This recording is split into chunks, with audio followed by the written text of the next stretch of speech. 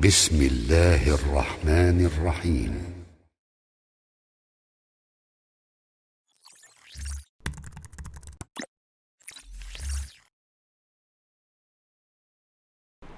Assalamualaikum warahmatullahi wabarakatuh.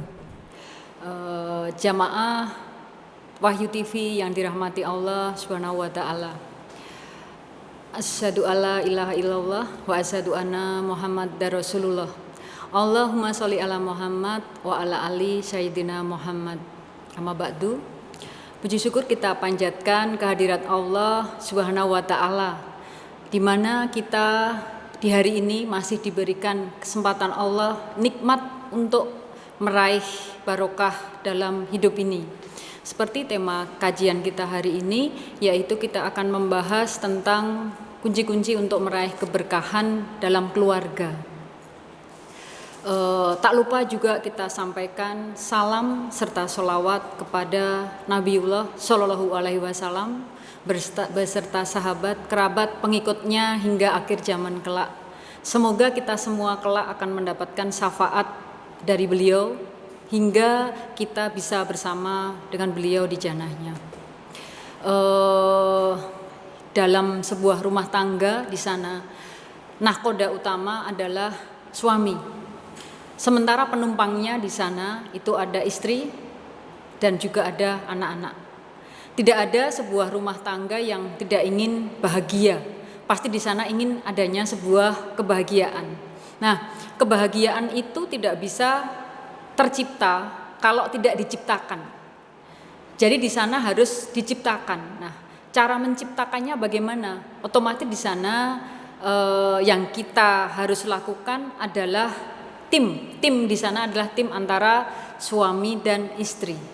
Nah, untuk mencari keberkahan di sana, karena Islam itu sendiri mempunyai sifat sebagai agama yang sifatnya di sana adalah penuntun bagi umat manusia Muslim terutama di sana untuk menjalankan segala aktivitas kehidupannya. Artinya apa? Berarti di sanalah kita nanti harus berpedoman. Apa sih yang harus kita lakukan agar keluarga kita itu mendapatkan keberkahan? Nah, kunci-kunci keberkahan itu akan kita bisa peroleh, salah satunya adalah dengan banyak bersyukur. Alhamdulillah, alhamdulillah, alhamdulillah. Bersyukur tidak hanya kita ucapkan secara lisan, tapi bersyukur itu kita aplikasikan. Kita aplikasikan bahwa ternyata Allah itu memberikan nikmat yang luar biasa dalam diri kita, dalam kehidupan kita, dalam keluarga kita. Jika di sana itu kita nominalkan, tidak akan pernah ketemu nominalnya. Sehingga cara kita melakukan atau kita bersyukur itu adalah dengan kita semakin mendekatkan diri kepada Allah Subhanahu wa taala. Bukan kemudian bersyukur hanya alhamdulillah ucapan, tapi alhamdulillah adalah segala puji bagi Allah. Pujinya puji apa? Puji karena kita diberikan sesuatu atau apapun, bahkan kita nggak minta saja diberi. Kita bangun tidur masih diberikan nafas, padahal kita nggak minta, ya Allah ketika besok bangun berilah aku nafas. Kita nggak pernah minta itu, tapi diberi sama Allah. Itu satu hal. Dan nafas, kalau kita hitung dalam kehidupan kita, berapa banyak udara yang sudah diberikan Allah tanpa kita minta. Nah, itulah salah satu hal yang kita katakan di sana adalah nikmat. Nikmat yang Allah berikan itu justru kita jadikan sebagai alat, sebagai sarana untuk semakin mendekatkan diri kita kepada Allah Subhanahu wa taala. Kemudian keberkahan berikutnya dalam rumah kita itu bisa kita peroleh, diantaranya adalah di dalam rumah kita itu sudah ada belum di sana riuhnya kita membaca Al-Quran. Kenapa? Al-Quran itu adalah pedoman, tuntunan. Ketika rumah kita masih sepi, masih jauh dari Al-Quran, berarti di sana masih ada yang kurang dan sangat kurang. Kenapa? Karena Al-Quran dengan dibaca di sana, selain kita mendapat pahala, fadilahnya banyak sekali. Tentunya di sana akan mendapatkan kenyamanan. Dan satu hal yang sering dijadikan sebuah alat di sana adalah jauh dari gangguan setan. Dengan rutin adanya bacaan Quran di rumah kita, rumah itu pasti akan sejuk. Beda halnya ketika rumah itu yang terdengar hanya musik dan seterusnya. Kenapa? Allah sudah menjanjikan, barang siapa di sana yang mau menyebut namaku, walaupun di sana hanya dengan menyebut Allah, aku akan menyebutnya pula. Nah, disitulah yang dikatakan di sana, kenapa Al-Quran, Al-Quran, Al-Quran, itu yang harus selalu kita hidupkan. Nah, berarti siapa yang harus berperan di sana terutama? Lagi-lagi adalah suami. Suami adalah imam, nahkoda. Dia yang harus memastikan keluarganya di sana itu semuanya sudah bisa membaca Al-Quran atau belum. Andaikan belum bisa, diajak agar mau dan bisa membaca Al-Quran. Dan akhirnya kalau sudah mau, bisa menumbuhkan gimana agar hobi, senang dengan membaca Al-Quran. Karena dalam Al-Quran sendiri luar biasa kita dapati di sana banyak petunjuk dari surat pertama Al-Fatihah yang luar biasa diawali dengan Bismillahirrahmanirrahim sampai yang terakhir di sana diakhiri dengan ghairil maghdubi alaihim waladdallin amin. Artinya apa di sana? Bahwa di sana ada sebuah rangkaian permintaan dari dialog dari seorang hamba kepada Allah, dan di sanalah kita bisa melihat apapun permasalahan, apapun kebutuhan, apapun yang ada di dunia ini semua sudah tertuliskan di dalam Al-Quran. Sehingga keberkahan itu akan kita peroleh ketika rumah kita di sana. Riuhnya bukan musik, riuhnya bukan hanya canda tawa, tapi di sana tanpa makna. Riuhnya bukan karena percekcokan suami istri, anak dengan orang tua, atau anak dengan anak, tapi riuhnya di sana adalah bacaan Quran. Kemudian yang ketiga, di sana juga harus kita pastikan bahwa rumah kita itu adalah rumah yang dibiasakan dipenuhi dengan dzikir. Subhanallah, walhamdulillah, wala ilaha illallah, wallahu akbar. Maha suci Allah, segala puji bagi Allah, Allah maha besar, tiada Tuhan selain Allah. Setiap saat, setiap aktivitas kita lewati dengan berzikir. Dengan kita berzikir berarti apa? Kita selalu mengingat Allah, sehingga seperti yang kita rasakan setiap hari atau kita terapkan setiap hari ketika kita sholat. Di akhir sholat di sana ada sebuah anjuran sebelum kita salam. Mintalah kepada Allah agar kita sebagai hambanya, sebagai hamba yang selalu bersyukur, dan sebagai hamba di sana yang selalu diizinkan untuk memperbagus ibadahnya. Nah, ibadah itu dengan apa? Salah satunya berzikir.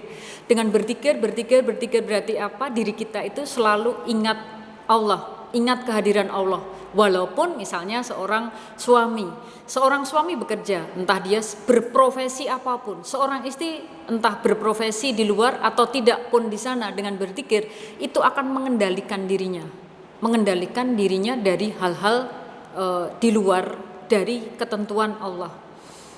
Karena ketika kita mengucap subhanallah, maha suci Allah, alhamdulillah, segala puji bagi Allah, Allahu akbar, Allah maha besar, la ilaha illallah, ataupun bacaan-bacaan yang lainnya, ketika kita sedih, kita merasa di sana ada sesuatu yang kurang dalam diri kita, la ilaha illa anta subhanaka inni kuntu minadz dzalimin, ya Allah jauhkanlah hamba dari orang-orang atau dari kedoliman yang dilakukan oleh orang lain maupun dari diri hamba ke orang lain. Itu akan menenangkan diri kita, sehingga semuanya tadi itu kalau kita cari di mana? Di dalam Al-Quran. Sehingga tadi ada benang merahnya dengan nomor di atas yang sudah saya sebutkan tadi.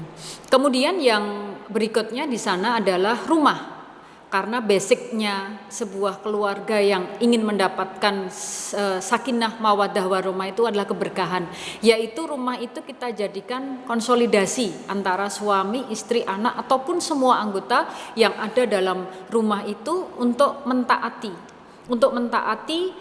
apa yang diperintahkan Allah dan menjauhi larangan yang sudah digariskan Allah. Sehingga di sana konsolidasi setiap hari ketika bertemu dengan anggota keluarga kita di sana, entah itu ketemu suami, istri, keluarga, orang tua, anak, dan seterusnya. Di sana itu jadikan ajang konsolidasi apa yang telah kita lakukan sehari-hari, kita terapkan di sana. Di rumah itulah yang kita jadikan sebagai pertemuan. Jadi bukan rumah itu tempat yang dihindari untuk saling menjauhi, tapi di rumah itulah kita sangat merindukan untuk kembali bertemu dengan keluarga, kembali bertemu dengan siapapun yang menjadi anggota keluarga kita, karena dengan merekalah kita mendapatkan ketenangan yang sesungguhnya.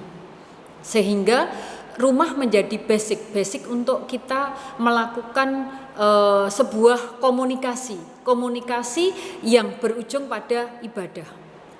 Kemudian hal yang berikutnya adalah kita ketika ingin mendapatkan keberkahan dalam keluarga kita, dalam rumah kita, itu kita harus memaksakan untuk semakin mendekati apa yang diperintahkan Allah, walaupun di sana bertahap. Banyak sekali contoh yang bisa kita dapati di sekitar kita ketika kita ingin berhijrah tidak harus langsung ekstrim, bertahap. Misalnya semula kita belum bisa sholat tepat waktu di awal waktu, minimal kita mulai. Seperti kita ketahui, sholat yang paling berat terutama berjamaah, terutama yang pergi ke masjid, itu adalah sholat subuh dan sholat isya. Sehingga dikatakan di sana, andaikan aku tahu seperti apa pahala yang akan didapatkan di sana ketika kita pergi ke sebuah jamaah, di mana jamaah isya maupun subuh, kita pasti akan melakukannya, walaupun di sana itu kita harus melakukannya dengan merangkak. Artinya apa? Allah sudah menjanjikan di sana sesuatu hal yang sangat luar biasa ketika kita bisa melakukan sholat berjamaah, apalagi di sana jamaahnya lengkap 5 waktu. Nah, itu tidak bisa kemudian kita serta-merta langsung kita maksakan diri kita. Lebih baik sedikit, tapi di sana ada progresnya itu adalah progres untuk peningkatan diri kita.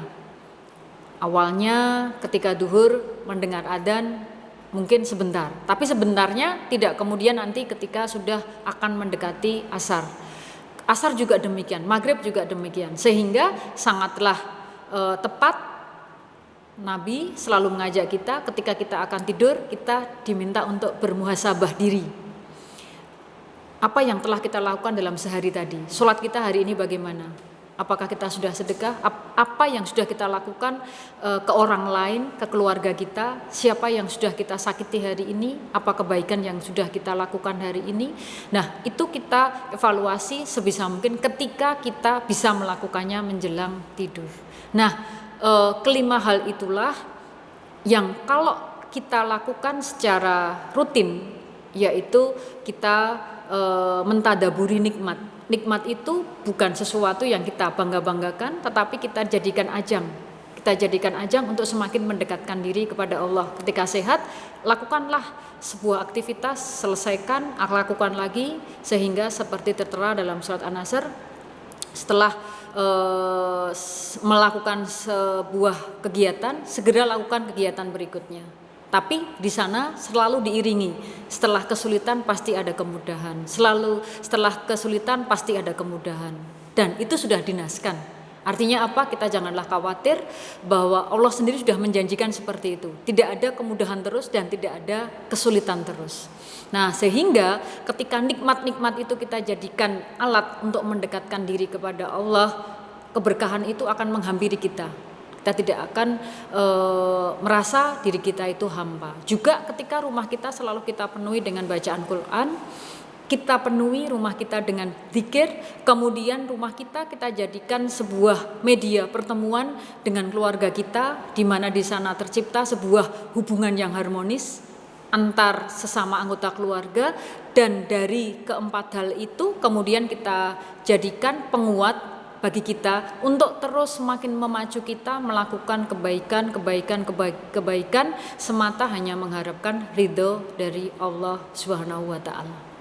Sehingga keberkahan itu akan menghampiri kita. Keluarga yang kita harapkan tadi tercipta sebuah keluarga yang sakinah, mawaddah, warahmah, itu bisa diciptakan. Jadi samawa itu bukan tercipta, tapi harus diciptakan. Nah, yang menciptakan di sana harus ada konsistensi antar anggota keluarga itu sendiri. Tidak bisa diciptakan hanya suaminya, istrinya, apalagi anaknya. Di sana harus ada keterpaduan. Nah, di sana visi yang sudah diterapkan oleh atau sudah dicanangkan oleh suami sehingga istri mengikuti, anak juga mengikuti. Mungkin demikian terlebih dahulu kajian kita hari ini. Terima kasih.